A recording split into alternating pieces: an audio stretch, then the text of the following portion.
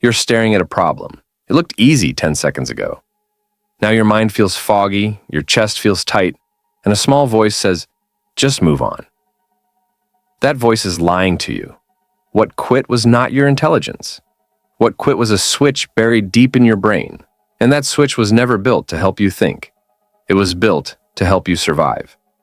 Back in 1967, a psychologist named Martin Seligman ran an experiment on dogs facing shocks they couldn't escape.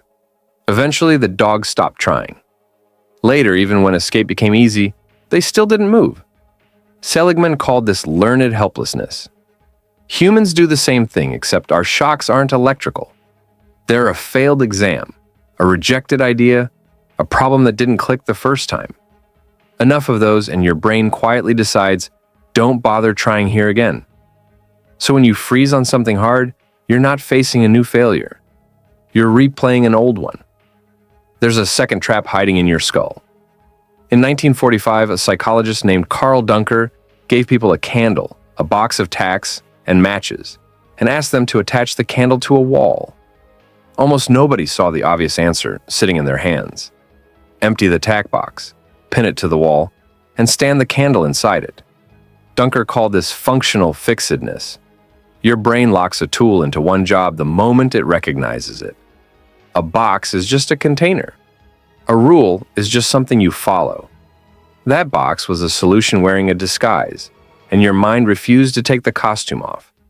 Together, these two forces build a wall that feels solid, but isn't. It's a shortcut your ancestors' brains built to save energy. Back when chasing a fruit tree that failed once could cost a life. That rule kept people alive on the savanna. It does something very different at your desk at midnight, staring at a blinking cursor. A Stanford psychologist named Carol Dweck spent decades studying why some people push through this wall while others turn back. She found that people who believed abilities could grow treated difficulty as information, not a verdict. A locked door isn't proof you're bad at doors. It's only proof you haven't found the key yet. So what do you do with this? Notice the exact moment your mind wants to quit. Right after a small failure, when a problem suddenly feels impossible instead of just difficult. That shift isn't new information. It's an old alarm firing. Then ask what else the tool in front of you could be for, beyond its obvious label. Look for the tack box hiding as a plain container. You were never bad at hard problems. You were running software built for a different world, on hardware still calibrated for tigers and famine, applied to an exam or a spreadsheet instead. So tonight, when something hard sits in front of you and your chest tightens, you won't just feel stuck anymore. You'll recognize the old alarm for exactly what it is. And that recognition is what finally lets your brain stop giving up too early.